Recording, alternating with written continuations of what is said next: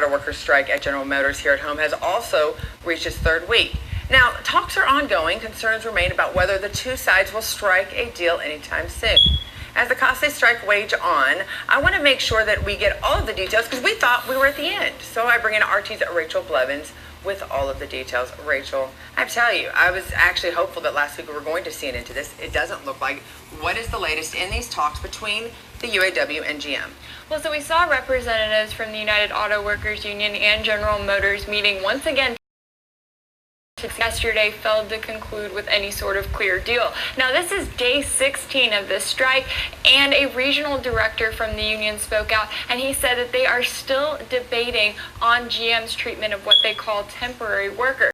And he specifically spoke out and he said, "We've been telling the company you got temporary workers and they're working full-time for years. They need to be full-time employees." Now, as a reminder, the participants in this strike are also demanding higher pay, greater protection of health care benefits, and a larger access to GM's shares that they make. Well, and we know that obviously this is not only just these communities that these factories are involved in that are being impacted by this, but it's actually a broader picture. So what is the impact of this strike on General Motors, the company, just outside of where these factories are located? Well, it's no secret that a massive strike comes at a massive cost.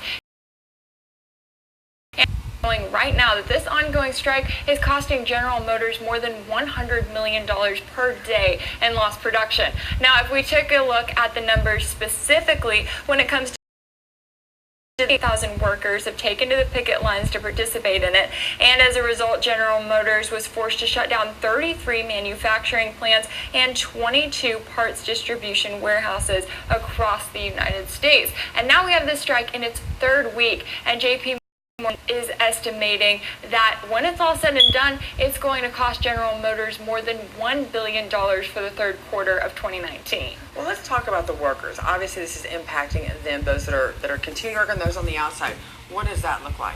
Well, for the workers who are taking part in this strike, obviously, they're not going to work savings as a result of that. Now, because this strike has lasted longer than 15 days, those workers are eligible for strike pay, which amounts to about $250 per week. And if they keep going with the strike until January 2020, then they will be getting around $300 a week. But at the same time, we know that that pales in comparison to the paychecks that they are used to taking home. And so as a result of that, you would think that there may be some weird. One veteran employee of General Motors who is taking part in the strike did speak out, and he said that the morale is still high. And he said specifically, quote, "No one is saying I want to go back in. It's more like they want to get it settled. We all want a fair contract. We're working in a very profitable industry." Now, it's not.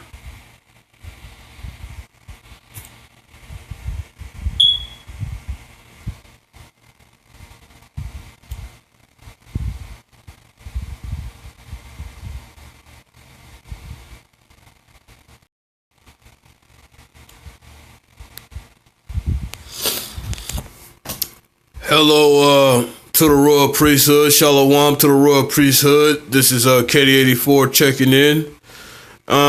Just want to talk about for a second, economic separation, which is very important. And you just saw the clip of many of our fellow melanated people are being affected by this strike of General Motors.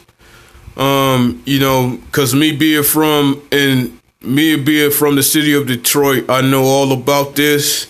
I grew up with this and these type of articles and stories my entire life. These constant strikes and everything, this being the Motor City and all that, and it really touched a nerve for me, personally and psychologically, because this is pretty much the fucking enemy, pretty much holding the bag so that these melanated employees won't eat. They won't be able to feed their babies. And I want to touch on something real quick because it's been time for this. It's been time for basically, economic separation. And yes, we could go to the word, we could go to the scriptures and the verses, whatever which one you call it. But there's been time for this, and this is how I'm gonna justify, all my commentary in this video, just by going to 2 Corinthians 6:17, and let me show you what.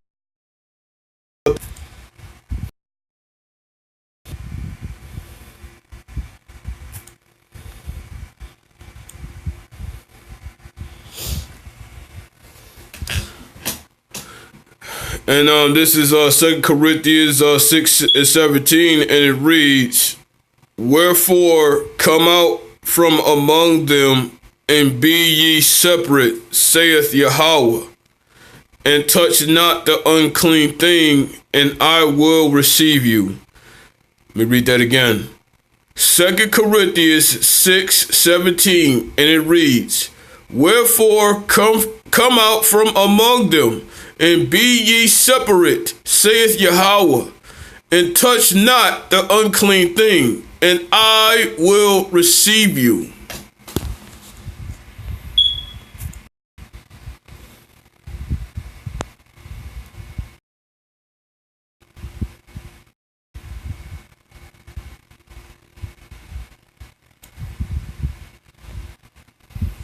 Yeah, this is a picture of Black Wall Street. And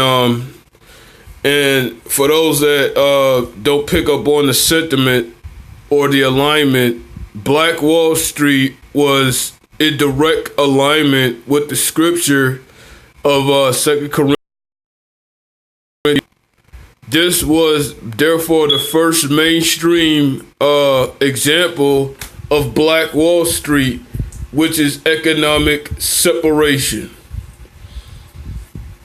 And this is what I was talking about right here. And basically, just, we need to practice. The time for economic separation is now.